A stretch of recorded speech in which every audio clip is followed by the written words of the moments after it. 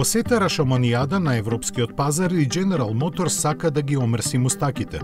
Компанијата која пред повеќе години целосно се повлече од сите активности што ги имаше тука, лани одлучи да се врати со електрична гама возила. Како протагонист беше избран Cadillac, кој својата работа ја започна во Швајцарија. Според стратешките планови сега дојде време за освојување нови пазари, при што први ќе бидат Шведска, Франција и Германија.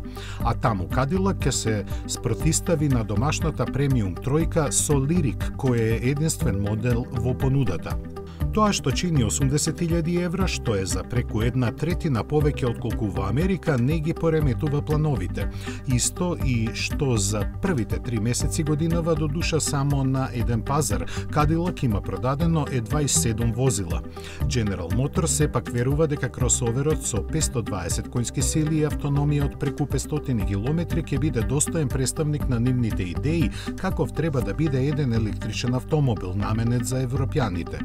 Нам не ни останува ништо друго освен да им посакаме среќа, која навистина ќе им биде потребна. Можеби клучот лежи во директната пред се онлайн продажба наместо преку традиционалната мрежа дистрибутери, кој знае.